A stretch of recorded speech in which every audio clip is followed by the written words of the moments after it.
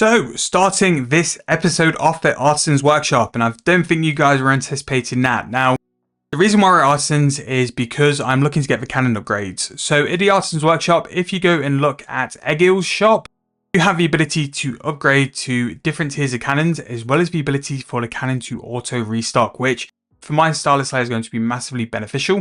So we've unlocked the golden cannon, which means we can have up to 60 cannonballs. We've now gone up to the royal cannon, which means we can now have 90 cannonballs.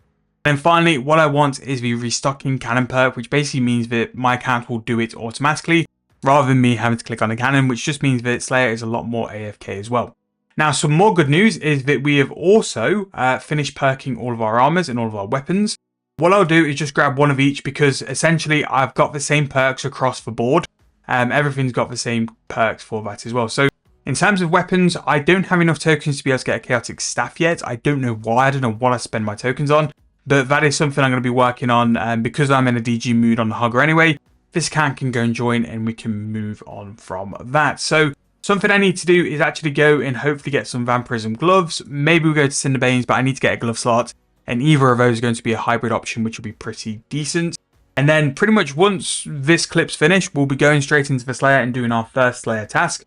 I think I'm going to start at Childar. I think Childar is going to be the first master we're going to do, and then eventually we'll move to Duradel. And then at 75 Slayer, we'll move to Curadel afterwards. And I think that's probably where I'm going to stay for a little while. Now, what I need to do to complete some stuff with my invention sets as well is just to get the Enhanced Devoted.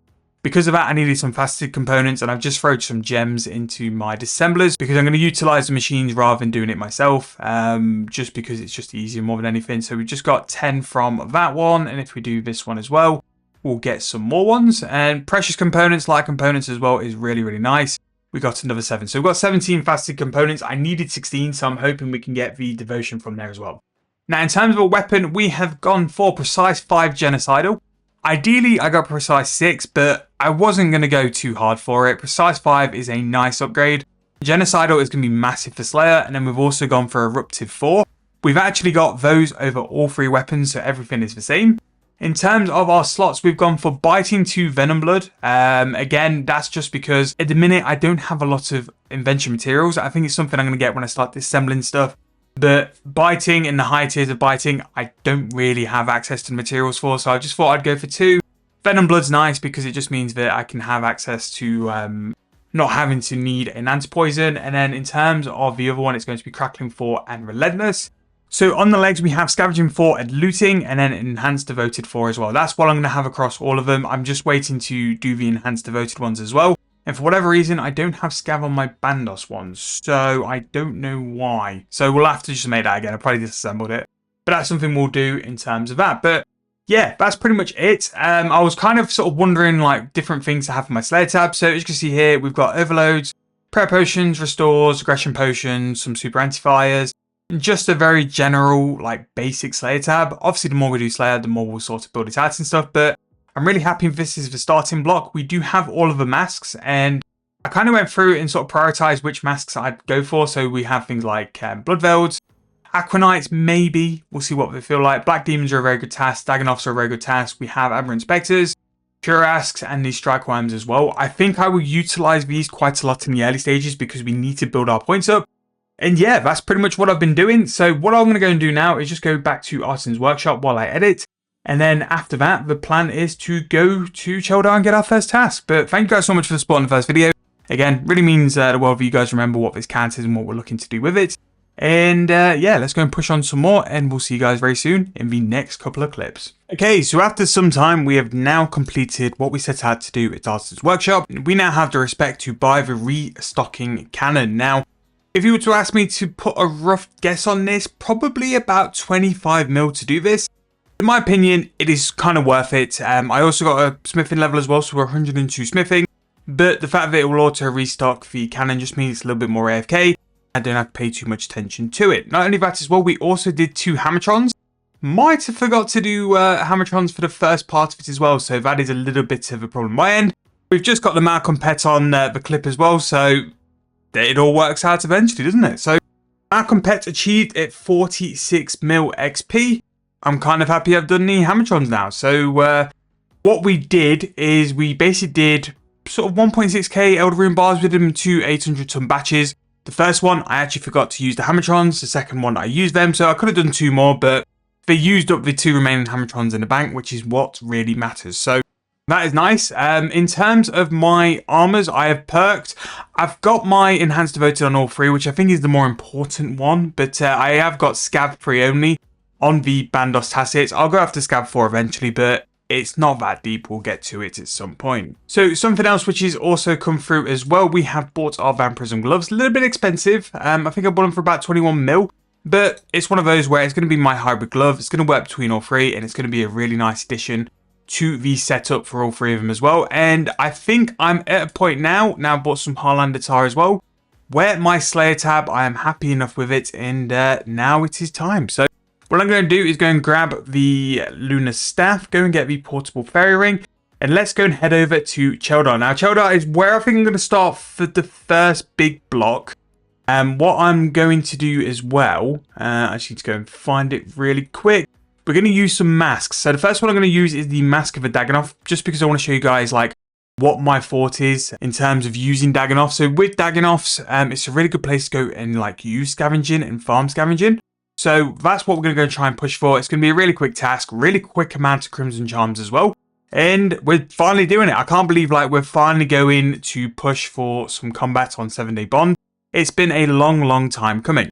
Now, in terms of what I kind of want to do first, or what I kind of want to use first, Magic is by far ahead of the other 3 combat styles, so I'm going to try and focus on the melee stats as well as range as well, just because I think it'll be very much worthwhile. So there we go, the crawling hands are done. So the reason why I wanted to go and get the scavenging perk, as you can see here, all these sorts of semi-rare components we are getting an awful lot of. So with us doing this much Slayer, we're going to be able to pick up a lot of invention components. So all of the stuff on our gear will be able to level up after time as well. Not to mention, with all the combat I'm doing, if I ever wanted to go to the point of like using noxious components and stuff, I can just go and do Slayer to go and level up my weapons as well. Now, if you didn't know, whenever you do a Slayer task in the Mauritania Slayer Tower, you can come over to Marcus here and get a special Slayer contract. Basically, you can choose to either do some combat XP or get some cash. Again, we didn't really do that high of a Slayer task, so it's not a lot. So I just wanted to check out what it was as well. But we're going to go back to Cheldar. I'm going to go and grab the Black Demon Mask, because I think that's going to be one of the first big tasks. And I can range it, I can use the cannon, and we'll see how we can get on with that. So this really might be one of my favourite early tasks so far. The XP we're getting is incredible. We're getting a decent amount of charms, and the task is going down incredibly quickly as well. This is where like Slayer nowadays in RS3 can be massively different to the old sort of style of Slayer. A Black Demon task used to take you a couple of hours. I'm probably going to get this done maybe in 2 doses of overload. That is how incredibly quick it is. If anything, it's more of a chance that I might die because we're going to run out of prayer points, but we'll be able to get to the end of this task. But we've only got 70 Black Demons left. We got a massive Black Demon task and we are absolutely motoring through it. But 72 range is nice. We also got 63 Slayer as well. 65 is actually going to give us access to Dust Devils, which that could also be a pretty decent task. We do have a Slayer mask for Dust Devils as well, so we can go and give those a try out.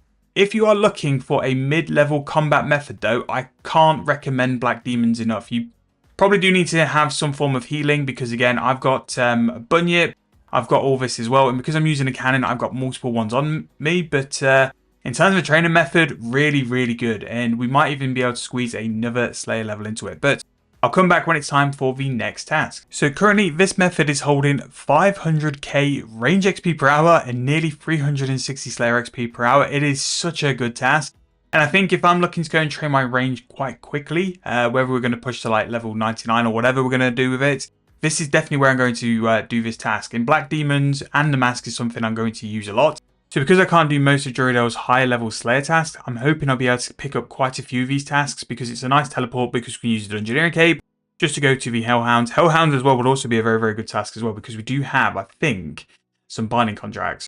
But this would be a really good task because the XP is just crazy. I just need to get to a way where we can get to Juridel a little bit quicker. But I'm going to go to the Grand Exchange after this, buy some NPC contact, and then we'll go through the next task. But there we go. 9 tasks done, 15 points each, absolutely breezing through it. So there we go, Hellhounds or Grot Worms. That is the easiest choice in the world. We are going to go for the Hellhounds, mainly because I can go and get my cannon back. So if you don't know, Hellhounds don't really drop a lot. All we're really going to go for there is clue scrolls, but I'm capped on clues anyway, so it doesn't really make a difference. One thing I do need to go and grab really quickly is my focus sights, because that'll give us our buffer range on this task. In a minute, I'm just hammering the range because range is doing really, really well. Range is something I kind of want to boost up because eventually we'll have the ability to go and do Kriara and Aviancies as well, which will be pretty big for us. I'm going to kill these in the resource dungeon because it's so much better. But I just need to go and get my cannon back really quick if I can just work out how to get back. And then we'll come back and do this. Hellhounds are a very, very good task. I actually might as well go and check my bank for binding contract. I even said I was going to do it and I didn't. So that can be a good way to make some GP from Hellhounds. They aren't the best GP per contract, but they are still very, very good in terms of what cash we're going to get as well. And especially if you've done Tetras for this like I have, you've not really put any GP into it. So if you can do a task which will just give you it, it's worthwhile doing. So I'm just going to go rebank, slightly change my inventory and stuff, and then we'll go back and do the Hellhound task and see how good it is. So 640 binding contracts, that will absolutely do. We'll grab some magic note paper as well, which I think I should really take magic note paper anyway. We'll teleport to the Hellhounds now, and I can go show you guys really quickly how to go and use binding contracts. It really isn't too difficult. I'd say binding contracts, the most annoying thing is actually making the contracts. Once you've done that and you've got the ability to just go and kill the monster, that is really what you want to do. Now, I find that in the resource dungeon, they're more clumped together and they're a little bit better to go and do. So I go and normally kill them around in this corner because you see there's a couple more spawns linked than what they were in that room. And then once you've got the cannon as well, the cannon is going to do a lot of work for you. I'm going to change over to the Demon Horn Necklace because we're going to get some bones, and then this just means I get Infinite Prayer just to go and pray some Soul Split. So let's go and do that. Let's go and reset the row, and let's see what kind of XP we're going to get for Slayer and range for this Hellhounds. Now, eventually, I'll try and break these into guides because I think they're really good to have them, and Slayer guides nowadays are something which aren't really produced a lot. Considering like Slayer is such a popular skill, there's so many tasks to go and do.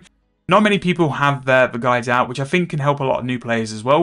And Hellhounds and all these sort of like lower to mid guides have had even longer since they've had stuff released for them. So maybe once we've done enough of it, maybe once we've got the info sort of fine-tuned, we can go and look it up. But I'm going to go and finish this task. I've not done the Dagon Buy, so I can't actually do the binding contracts. I always forget just how like malnourished this account is. It really, really wasn't given like the best chance to like progressing stuff because I didn't do like a lot of quests and stuff, but you know, we'll get done with it eventually, but we'll just do the normal tasks. It's going to be good enough for the XP anyway. So there we go, task number 10 done. About 90k Slayer XP per hour, 150k in range as well, not too bad for that. We just need to go and grab some runes, go and do NPC contact. This is definitely the play for the current state I'm in and what I have access to as well on the account, but things like having the ability to go and do binding contracts, I will get sorted. I will improve as well, like when I find issues like transportation and stuff like that, we'll definitely improve on that as well. So what are you going to give me for my task, Mr. Jodel? We're going to get 50 Iron Dragons or 135 cow fights. So I'm going to go for Iron Dragons. Now the reason why I'm going to go for Iron Dragons is because there's a nice quick teleport there, and it won't be that bad to go and kill. So I'm going to go and grab some super antifiers, and we're going to go and do some damage. Now, I could also use the metallic dragon trinkets, but I don't think, especially like for this, they're really worth it. I'm just going to go and grab some food really quick, and yeah, we'll go and hop over now. So if we go to the Dungeoneering Cape, which is such a nice item to have, it should have somewhere along here, Brimhaven Metal Dragon Dungeon. How much nicer is that? We're going to do these tasks because 40 will be relatively quick. We have steel. Where are the irons? So the irons are over here. Now with this method and with the fact like I've got aggression and stuff, I will no doubt kill some steals as well, but it shouldn't be too bad for that either. So just going to basically just sit in AFK, like this can be a really nice AFK. That Iron Dragon died incredibly quickly and I imagine the steals will as well. So we'll just see how quick this is going to take us. On the bright side, at least if we're going to kill some of the steals, we can still get some range XP. I don't know if the actual dungeon will be better if they're going to be grouped together. Actually, let's go and try that out. Let's go and see if that's going to be the case. Because I need to amend my Bone Crusher to also do all the Dragon Bones because we'll be getting Dragon Bones from these as well. Ah, yes, this looks much better. So we're going to go to the northern side because that seems to be where the Iron Dragons are. Much more clumped together. There doesn't seem to be any steals around here. this is definitely the play. We'll go and finish the task here and basically just camp behind dragon. So we'll come back, we'll reset the counters to see how we do in terms of XP, both Slayer and range as well. And well, let's go from there. So that is going to be the last task for today. Iron Dragons came in with a total of about 80k XP per hour, 140k range XP. Okay, to be fair, very, very AFK, and they're not going to give you any damage because their damage attack is fire. Would say though, you got to keep an eye on your anti-fires because as soon as that's gone, you are dead. Like I was when they caught me out as well. But NPC contacts, so I can show you guys what we're going to finish on for the next episode. In the meantime, what I'm going to be doing is hopefully streamlining my process a bit, so getting tasks and stuff will be a little bit easier. But I'm looking for suggestions. What do you guys want to see? What do you guys want me to talk about? Are you happy with me just doing like 6, 7, 8 tasks in a video and just sort of talking through and showing you guys what I'm doing? Or do you want me to do something slightly different? Now, Greater Demons, I think I should go and do those, but I don't know where to kill them nowadays. Let's do Greater Demons. That don't seem too bad. Black Dragons as well, not really too bad either. Although I'm not quite sure I'd do that. But let's go for Greater Demons and see where we're going. With 11 tasks now, we now have a total of 128 points. So the next episode might actually be a very, very big push to go for the Slayer mask. But yeah, that's pretty much going to wrap it up. It's nice to get back into the Slayer groove. Obviously, we're nearly at level 65, which will be Dust Devils, which will be really good. But I hope you guys have really enjoyed the videos. Spiritual Ranger and Guardian are nice as well because the Rangers and the Warriors are really nice to do in your player own Slayer dungeon, which at 99 we're looking to go and do things like that as well. But let me know any suggestions you guys want me to do, how I can improve these videos for you guys to enjoy them the most as well. Thank you guys so much for watching. Really hope you enjoyed. I'll see you guys very soon in the next video.